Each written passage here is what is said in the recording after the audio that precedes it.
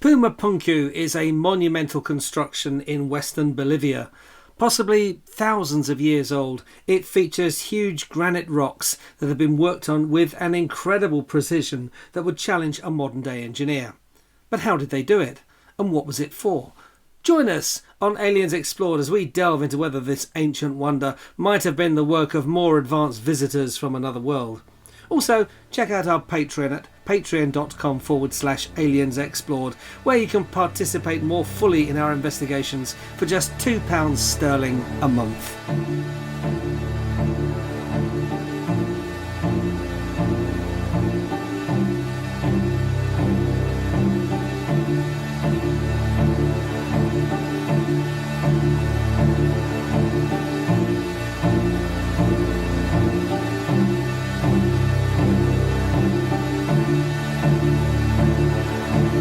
Aliens Explored is a weekly podcast exploring famous and obscure cases of UFO sightings, alien abductions and other strange events from both a believing and a sceptical perspective, whilst keeping an open mind.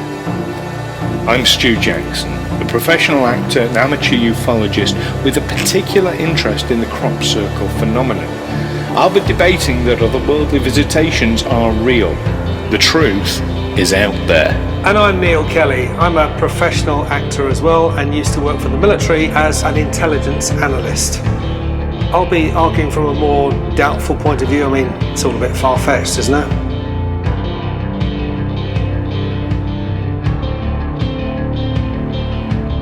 Welcome back, listeners, to Aliens Explored, your weekly podcast where we look at UFOs, alien abductions, the people involved in ufology, and of course historical ancient encounters as well. I am one of your hosts, Stu Jackson. And I'm your other host, Neil Kelly. And it's good to see you as ever, Neil. And likewise, you're looking good, looking pretty hot.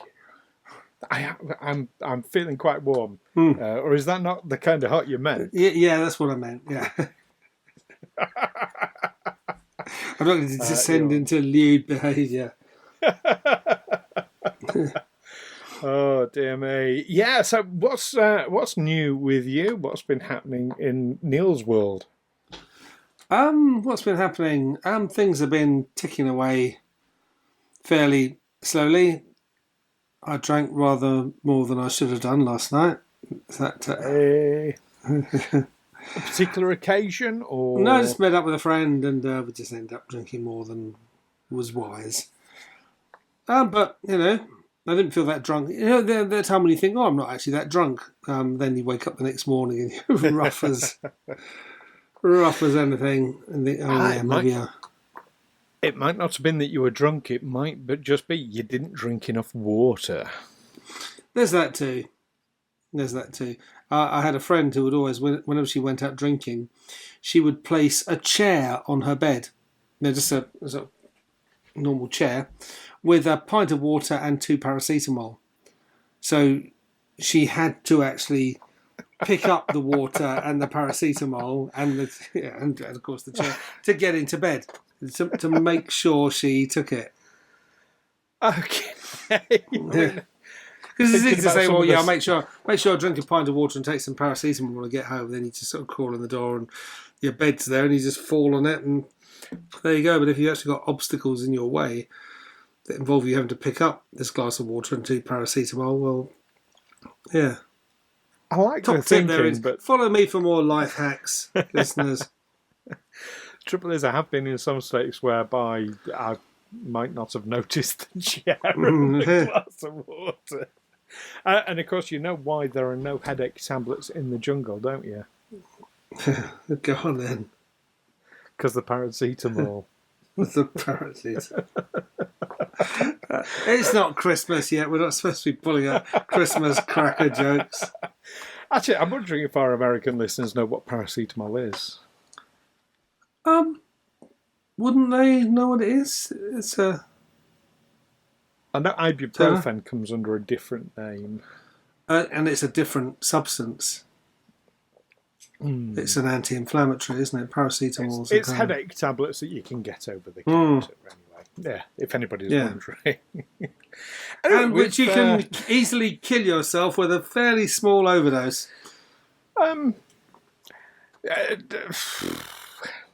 Maybe.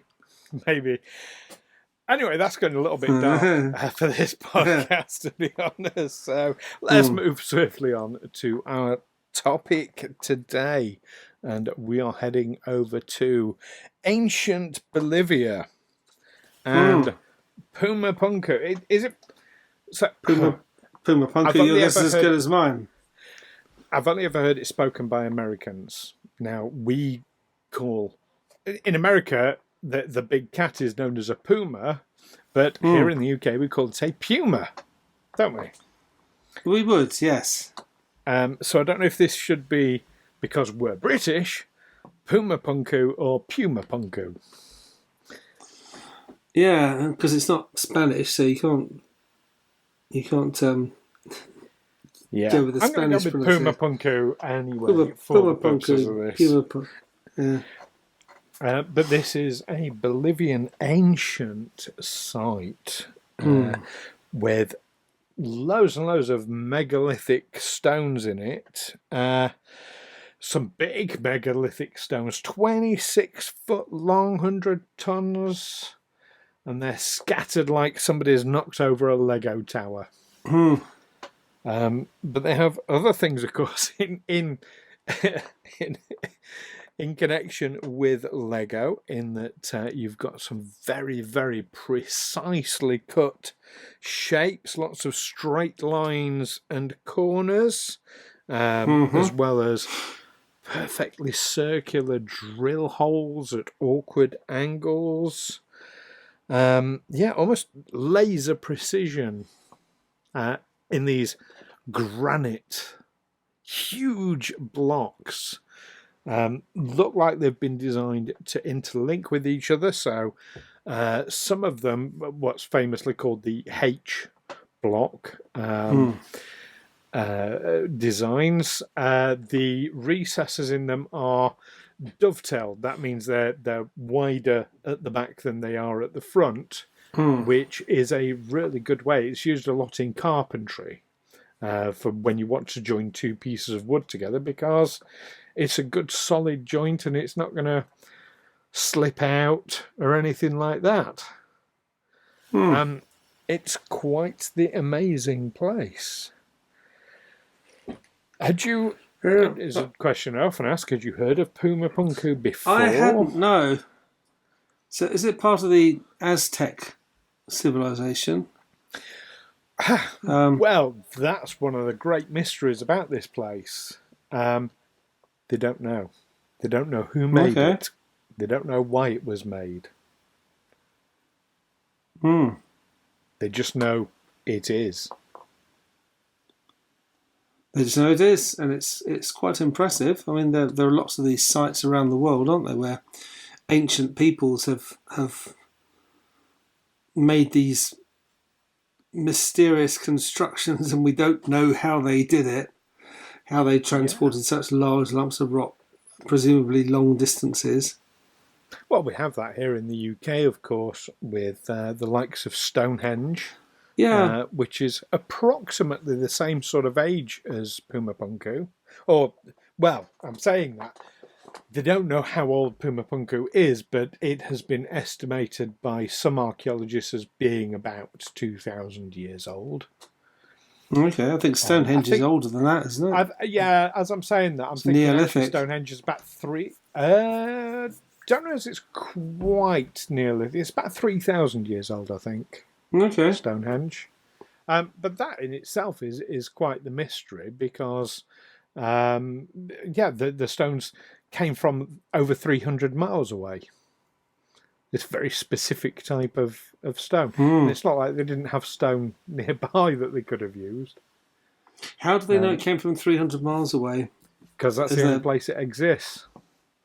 Okay, so it's a special kind of rock that... Yeah. Over in, I think it's North Wales. Oh, we're talking about Stonehenge, yeah. Stonehenge, sorry. Yes, Stonehenge, not Puma Punku. Puma Punku, I think the granite's a fairly common stone in the area. But it's these precision cuts, and when you see the images of it, it's such incredibly straight lines and corners to it. Of course, over time it's eroded slightly, but you can see how absolutely precise these things would have been. And granite is such a hard material to work with. Because it's quite brittle, isn't it? It's quite likely to... So you don't know what you're doing. Strong, which makes it... Yeah, I mean, if you get it wrong, you're going to break it. Definitely. And because of the amount of force you need to chip away at it, it's really easy to get it wrong. And there's no evidence that anybody ever did. I mean, there are lots of standing stone sites in the world where, they're more crude. There's not much mystery about how they got the stones there because they're not particularly big. But we still don't know what they're for. We don't know why. And then you have sites like this and Stonehenge where, it's not just the purpose that's a mystery, but how did they actually transport those rocks? And they obviously knew what they were doing. They did it with a purpose, didn't they? Someone persuaded someone else that it had to be these big stones. Well, absolutely. You've got in Puma Punku, you've got hundreds of these megalithic stones. These huge. I mean, 26 foot long. That's massive. That's easily more than twice the height of Stonehenge. Now, has there been any speculation as to why they did it?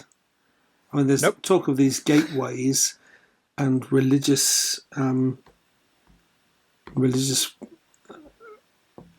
suppose, rites that will be carried out there. But, well, I mean, speculation. That's all they've got to go on, and religious rites would be a classic thing to speculate about because that's where people have historically put the most effort into these things.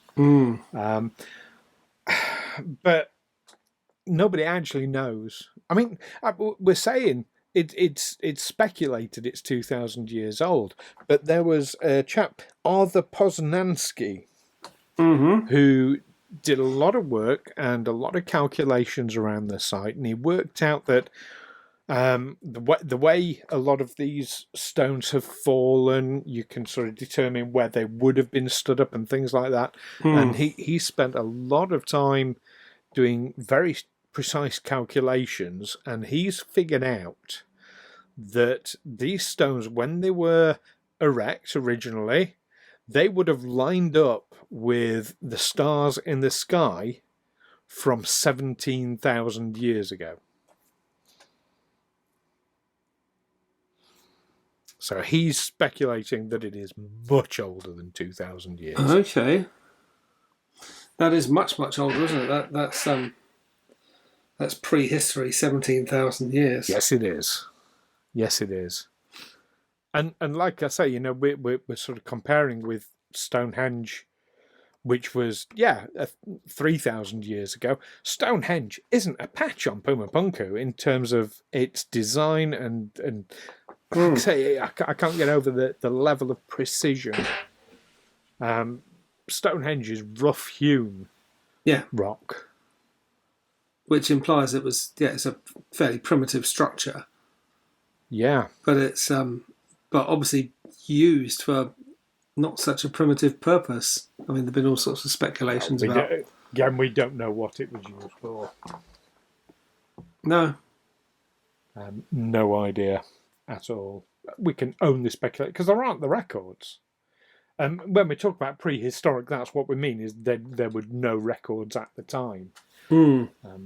I get a slight sidebar on this. So there's a place not far from Stonehenge here in the UK that is another stone circle. It's a Neolithic stone circle that's about 5,000 years old called Avebury. And it is it's my favourite place in the world to be is Avebury Stone Circle. It's also happens to be at the heart of the area where they get the most crop circles in the world. Maybe coincidence, maybe not, who knows, speculation's all up. But there are people who talk about like druids. It's a big spiritual place, is Avebury, but people start talking about druids a lot. And I get really irritated because nobody knows what a druid actually is.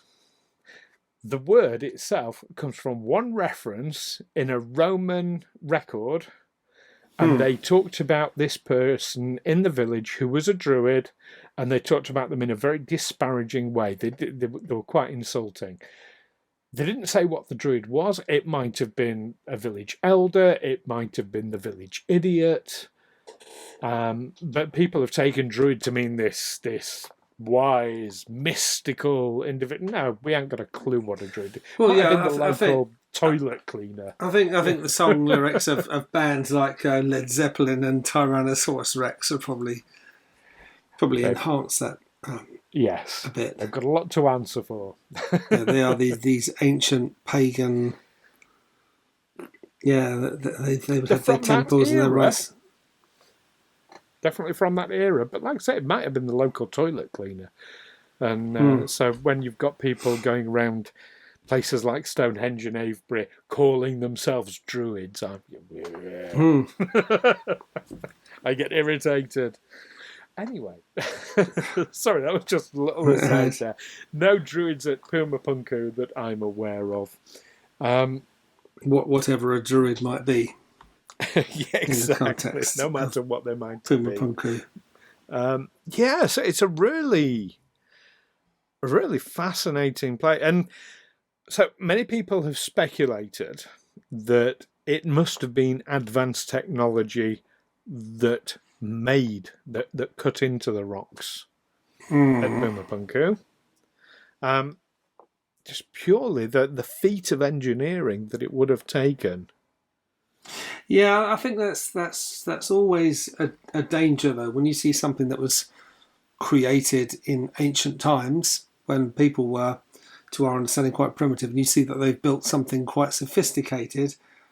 To say, well, no, they couldn't possibly have done that. It must have been alien visitors or something, or time travelers or whatever. There's no way these people could have done that, and I think it's a dangerous road to start travelling down. That on the basis of not much evidence saying they couldn't have done this. The trouble, I hear what you're saying there, and I would agree with it, except that there's a lack of mistakes. When I say mistakes, so when you look over at Egypt and you look specifically at the Egyptian needles, these are these 20, 30 foot high, thin obelisks with intricate carvings of hieroglyphs on them. They know how those were made because there are examples of them being in the process of being made, where they cut channels around. They basically cut them out of the ground. And it was a long, laborious process. It was a huge engineering feat to do. But there are examples where they've done that and it's broken. So they've stopped, they've given up, they've started again somewhere else. With somewhere like Puma Punku, because we're talking about granite here, and we're talking, it would be very easy to get it wrong. You would think for the amount of, like for these hundreds of stones, these massive, great big stones, there'd be the reject pile somewhere where they did get it wrong and, had to start again with a new piece of rock. That doesn't exist. It means they got it right first time every time. Did they, or did they just struggle to do that now? I'm making this big thing. Oh, I've screwed it up. Well, I'll cut that bit off and make a smaller thing, and the rest will just be.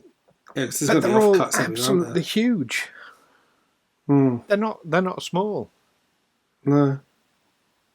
I mean, yeah, to an extent, you can you can adjust your design, you can cover it up, but you've got, like I mentioned earlier about the H blocks. These are a series of blocks in the exact same design as each other in a row.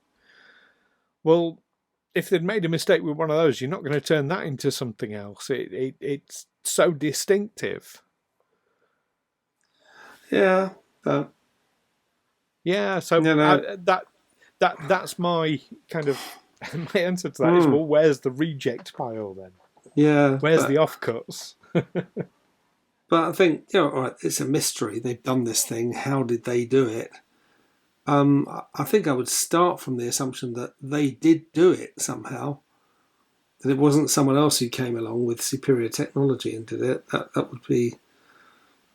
I'd need a lot of convincing of that. And I get that. But like I say, if that were the case, like I say, you would have rejects. For instance, the appearance of pyramids on both sides of the Atlantic in Egypt and in Central South America. And was it Thor Heyerdahl in the 1960s who proved that the ancient Egyptians could have travelled across the Atlantic? He built a craft that that would have been available to them, and actually showed, I can do this. They certainly sailed. That's not under any question at all. And you've got, is it Kuftu's boat that was buried? That would have been capable of massive long journeys. They found Egyptian tombs with coca leaves in them that could only have come from South America. Yeah, so where you see pyramids on different sides of the back, and absolutely, the Egyptians travelled, and they did travel, and they shared their culture in a lot of places. But the big one for me with that is, it is the most basic, stable structure you can have. It's a natural evolution of buildings is for it to be pyramidical. But of course, we also live in an age where things are done quickly. That when we decide to put up a new building, it goes up that year. It's not that long ago, hundreds of years ago, where someone would design a cathedral that they knew they would never live to see it finished. That maybe their grandchildren would live to see it finished. They would embark on these very, very long projects. And I can imagine in the ancient world, they also, let's not just knock it up. This is an ongoing project, and this is what we're going to dedicate our time to. The Egyptians, I think, the ancient Egyptian civilization was around for longer than it hasn't been around, isn't it? Yes. They were around for a very long time. And, all right, there's some impressive stuff to see, but not thousands of years worth. But this could be thousands of years worth of stuff. Well, very carefully again, put if together. That were the case, there'd be records. Nobody knows who made it or why. Lost There's in the no mists evidence of time. of it. Lost in the mists of time. But I'm I'm not going to go. Suggest that it didn't take thousands of years to make, because that sort of record, that history, is much, much harder to lose. But it was a long time ago. It was a long time. Yeah. It was at least 2,000 years ago, potentially 17,000 years ago. But even 2,000 years ago, that's a hell of an achievement. Hell of a thing to design. Yeah, it's impressive and it's mysterious, and we still don't know what it's for. No.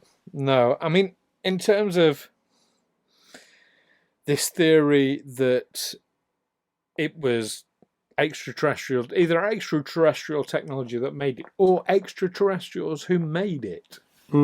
That theory has been put forward that is there as a a testament, a record for future generations to look at and say, well, yeah, there must have been something in all this.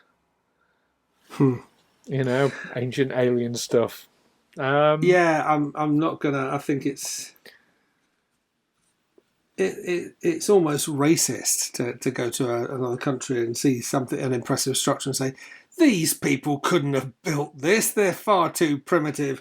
They must have had help from an outsider. Okay, I'm going to dispute that. I don't think it's racist to say. It's not a question of saying these people couldn't. It's a question of saying, well, okay, if they did, you know, yeah, I mean, sure, people back then had the capability of working granite. But working it to this level of precision, it's impressive, isn't it? Would have been incredibly difficult for them. And when something's incredibly difficult, you get a lot of mistakes. And there is no evidence of the mistakes. So I'm not saying, oh, they didn't have the capability. They had the capability, but there would be evidence of it being man-made, which seems to be missing. Yeah. But now, I'm not again, so drawing the comparison with the ancient Egyptians and their pyramids, we know that their pyramids were, you know, built out of square blocks that were worked, and you know, it was a much softer rock that made that the pyramids were made out of than granite. But even they're not worked to the same levels of precision as Puma Punku. I don't know how quickly the pyramids were knocked up. I mean, would they have been done in the lifetime of a pharaoh? The Great Pyramid at Giza, I think that was a multi-generational pyramid. I think. I mean, they were built as tombs, but I'm working from memory now. One of our listeners will undoubtedly know. Let's build a tomb for someone who hasn't been born yet. Well, why not? You know they're going to be. You know, there's going to be a pharaoh. Yeah. So, did you know Cleopatra was the last pharaoh? Which Cleopatra? Because there were 7 of them. The one who got it on with Mark Antony. The last one. Cleopatra, the last. Yes, and I can also tell you she's the person who introduced cats to Cyprus. Did she? Okay. Yeah. They were pretty overrun with them until she brought them over. Okay, they were pretty overrun with cats last time I was there. They are, yes, unfortunately. But, yeah. There you go. You're getting all the factoids here, listeners. Yeah, absolutely, yeah.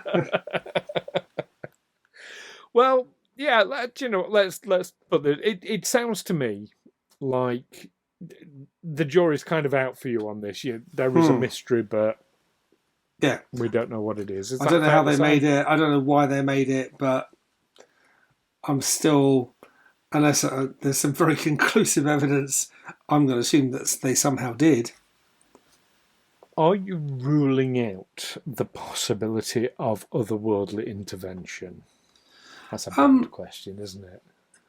I would never rule that out entirely, but that's certainly not my first go-to. Okay. You think that's unlikely? Yeah, I think I would like to know how they do it. I'm sure there's a way that they... I mean, we'll probably never know. That's unless some extraterrestrials turn up and say, oh yeah, we built those. Yeah, well, disclosure's happening. We're probably going to find out next week. I don't think we are. I don't think disclosure's happening. I think there'll be the odd distraction from something that's going on in the political, economic sphere. But I don't think there's going to be any kind of disclosure. Well, I mean, back on with Puma Punku, I'm inclined to agree with you. I think, yes, there is a mystery. I I think this lends itself to otherworldly intervention, personally. But yeah, I'd need perhaps more evidence to fall on the side of that being the most likely explanation. I mean, yeah, it's possible they just buried all the mistakes and, someone's going to come along, start digging in the sand and find a big pile of rejects. I don't know. I don't know. I mean, it's really, there is definitely something strange about this. It's something strange. It's not impossible for them to have done it. That's the thing. It's not. Not impossible. Absolutely. I wouldn't say that.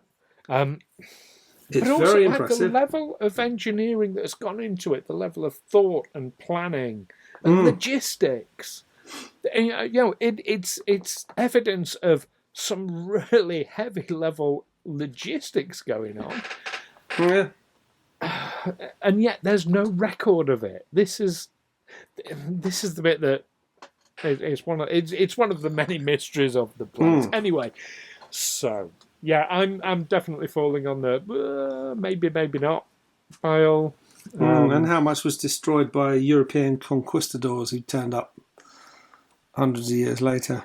Maybe that's the reason all these things have been toppled. Maybe all the records destroyed. Yeah, absolutely. That's certainly a possibility. Yeah, that's a possibility. Certainly, some forms of colonization really did involve wiping out the existing indigenous culture. Yes, they did. Yes, they did. Buggers. Well, let's put this to our listeners and see. We want to hear what you think, dear listener, because, for one thing, we love getting communications from people, and we love hearing what you think about all our different topics. But convince us one way or the other: is Puma Punku just a man-made incredible feat of engineering, or is there something more otherworldly? Whichever way you believe. Convince us. We're there to be convinced. So do let us know. You can contact us via the usual means. The links are all below. There's an email address, aliensexplored@gmail.com. We've got Facebook. We've got Twitter or X-Twitter or Twitter X or whatever. And we've got our YouTube channel, of course. You can pop comments in below on that. And if you're one of our Patreon members, you get exclusive access to our Discord server, so you can chat to us that way as well. Like I say, all the links are below. Join us next time, though, when we'll be looking from ruins in the desert and looking up to the skies as we investigate skyfish, also known as flying rods. Skyfish. Wow. Skyfish. This is Neil's first time hearing about this. It is. It's a new one on me. Flying rods. Yeah. Flying rods, they're also called as well. An interesting phenomenon that we'll be looking into next week. In the meantime, keep watching out for ancient records and, of course, keep watching the skies. Take care for now. Catch you next time. Bye-bye.